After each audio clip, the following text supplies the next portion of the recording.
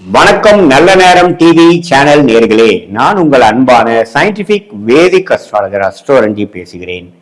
நல்லது நினைப்போம், நல்லதே நடக்கும். இந்த வீடியோவில் நம்ம என்ன பார்க்க போறோம்னா, கும்பராசிக்காரர்களுக்கு 2026 எத்தகைய ஒரு ஆண்டாக இருக்க போகிறதுங்கிறது சயின்டிபிக் வேதிக் அஸ்ட்ராலஜி முறையில் அறிவியல் சார்ந்த ஜோதிட கருத்தை நோக்கி எப்படி நம்மளுடைய போன ஜென்மத்தில் செய்த நம்ம பாவ புண்ணியங்கள் இந்த ஜென்மத்தில் சாதகமான சம்பவங்களாகவும் சாதகமற்ற சம்பவங்களாகவும் உருவெடுக்கிறது.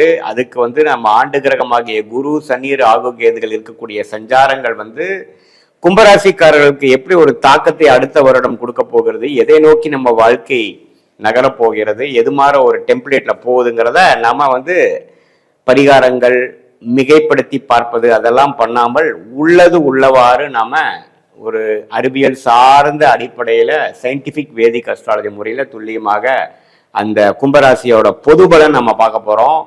இப்ப பாருங்க, சனி 2ஆம் இடத்துல இருக்கிறார், ராசிக்குள்ள ராகு இருக்கிறார், 7ஆம் இடத்தில் கேது இருக்கிறார். குரு 5ஆம் இடத்துல கிட்டத்தட்ட ஆண்டின் முதல் 5 மாதம் இருக்கிறார். ஜூன் முதல் வாரம் தான் 2026 குரு பயிற்சி வருகிறார். கிட்டத்தட்ட டிசம்பர் முதல் வாரம் வரைக்கும் 11 மாதங்கள் வரைக்கும் ராகு கேதுகள் பயிற்சிகள் இல்லை.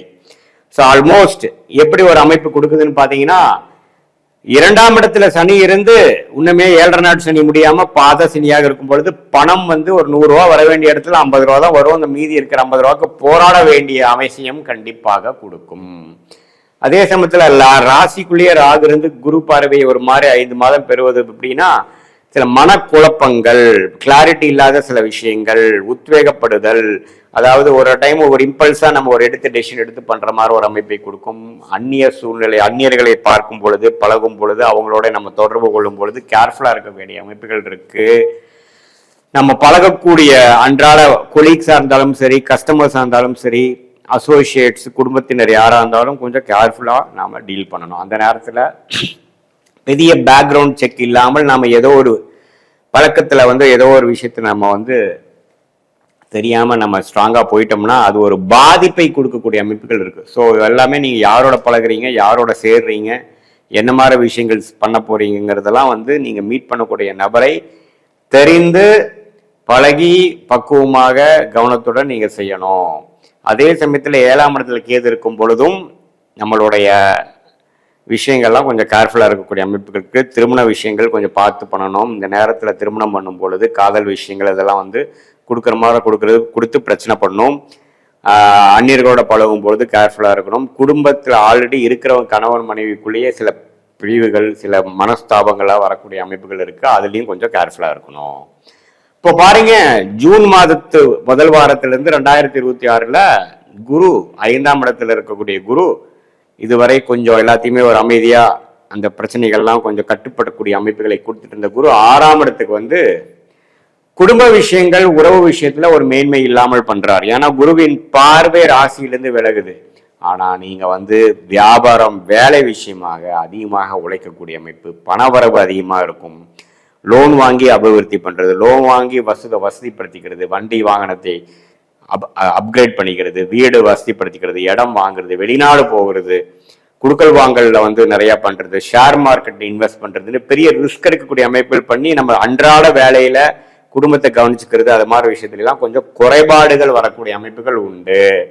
ஸோ ஜூன் மாதத்துக்கு அப்புறம் பாத்தீங்கன்னா வம்பு வழக்கல் கேர்ஃபுல்லா இருக்கணும், உடல் உபாதைகள் கேர்ஃபுல்லா இருக்கணும்.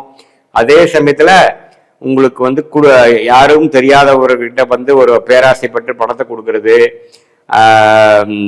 யாருக்கோ போய் கேரண்டி நீங்க எடுத்து நீங்க பண்றது, அதே சமயத்துல தெரியாத ஒரு நபர்கிட்ட நீங்க வர்த்தகம் பண்ணி ஒரு பணமே வாங்காம ஒரு பொருள் அனுப்பி மாட்டிக்கிறது, அது மாதிரி சில விஷயங்கள்லாம் நடக்கிறதுக்கு வாய்ப்பு உண்டு. ஸோ கும்பராசிக்காரங்கள் ஓரளவுக்கு கவனமாக இருக்க வேண்டிய ஒரு ஆண்டாக 2026 இருக்கு. ராகு ராசிக்குள்ள இருக்கிறார், கேது 7ஆம் இடத்துல இருக்கிறார், குரு 6ஆம் இடத்துக்கு போறார். அதே சமயத்துல சனி 2ஆம் இடத்துல இருக்கும் பொழுது எல்லா விஷயங்களும் கொஞ்சம் கேர்ஃபுல்லா தான் இருக்கணும். என்னதான் உங்களுடைய ஜென்மசனி 2023 24 முடிந்திருந்தாலும் இன்னுமே பாத்தீங்கன்னா ஒரு வருடத்துக்கு கொஞ்சம் கேர்ஃபுல்லா இருக்கக்கூடிய அமைப்புகள் உண்டு. பட் இருந்தாலும் பணவரவுக்கு குறைச்சல் இருக்காது. குடுக்கல் வாங்கல் எல்லாருக்கும் லோன் ஈஸியா கிடைக்கும். அது மூலமா அபிவிருத்தி பண்ணிக்கலாம். உங்களுடைய ஜென்ம ஜாதகத்துல நல்ல ஒரு அமைப்புகள், நல்ல தசாபுக்திகள் போய் கொண்டிருக்கும் பொழுது லோன் மூலமாவே நம்ம வசதி ஆகிக்கிறது, கடன் மூலமாக ஜெயிக்கிறது, அபிவிருத்தி ஆகிறது, லாபம் பெறுவது, பெரிய லெவல்ல போகிறது அப்படிங்கிற மாதிரிலாம் அமைப்புகள் இருக்கு. கூட்டு தொழில் இருக்கிறவங்களுக்குலாம் நல்ல ஒரு அமைப்பு வருது. ஸோ ஓரளவுக்கு மிக்சடான ட்ரெண்ட் உள்ள அமைப்பு. வெளிநாடு எதிர்பார்க்கிறவங்களுக்கு வெளிநாடு போகக்கூடிய அமைப்பு, விசா கிடைக்காம இருக்கிறவங்களுக்கு விசா கிடைக்கிற அமைப்பு, ஹையர் ஸ்டடீஸ்க்காக போகக்கூடிய அமைப்பு, வெளிநாட்டில் இருக்கிறவங்க இன்னொரு நாட்டுக்கு டிராவலிங் போகக்கூடிய அமைப்பு, இது எல்லாமே கொடுக்கக்கூடிய அமைப்பு வந்து கும்பராசிக்காரருக்கு 2026 முழுக்க இருக்கு. குறிப்பா சொல்லணும்னா ஜூன் மாதத்துக்கு அப்புறம் இன்னும் அதிகமாக அது இருக்குது. இது வந்து ஒரு ஓவராலா பார்க்கக்கூடிய ஒரு பொது பலனை தவிர உங்களுடைய ஜென்ம ஜாதகத்துல பிறந்த தேதி பிறந்த நேரம் பொருந்தவரை வைத்து உங்களுடைய ஜாதகத்தை போட்டு நீங்க எந்த லக்னத்துல பிறந்தீங்க, லக்னாதிபதி எப்படி இருக்குது, உங்களுடைய ஒரு கிரகமும் உங்க ஜாதகத்துல எப்படி இருக்குது, என்ன தசாபுக்திகள் போய் கொண்டிருக்கிறது, தசநாதன் புக்திநாதன் இப்ப நம்ம பேசின கோச்சாரத்தில் எப்படி இருக்கிறாருங்கிறதெல்லாம் ஒருங்கிணைத்து பார்க்கும் பொழுது இன்னுமே துல்லியமான ஷார்ட் டேர்ம் எப்படி, அடுத்த 3-4 மாதங்கள் எப்படி இருக்க போகுது, அடுத்த 2 வருடங்கள் லாங் டேர்ம் எப்படி இருக்க போகிறது, எதுமாற பிராப்தங்கள் கிடைக்கிறது, எதுமாற முடிவுகள் எப்போ எடுக்கலாம், நமக்கு பிடித்தமான நமக்கு யோகமான தொழில் என்ன, வேலை என்ன, எந்த நேரத்துல நம்ம வந்து மாறலாம், எந்த நேரத்துல மாறக்கூடாது, எந்த நேரத்தில் growth இருக்கு, எந்த நேரத்துல சர்வைவ் ஆனா போதும், திருமண விஷயங்கள் எப்போ நடக்குது, ஹையர் ஸ்டடீஸ் எது மாற போகலாம், வெளிநாடா உள்நாடா, ஜாப் விஷயத்துல வந்து கவர்மெண்ட் ரிலேட்டடா பிரைவேட்டா, வெளிநாடா வெளி மாநிலமா, அது நம்ம ஊருக்குள்ளேயவா, வியாபாரமா தொழிலா, எப்படி எது நமக்கு சூட் ஆகும், எது மாதிரி தொழில் பண்ணலாம், எந்த நேரத்துல பண்ணலாம், பங்குதாரர்களோட சேர்ந்து பண்ணலாமா, தனித்து பண்ணலாமா,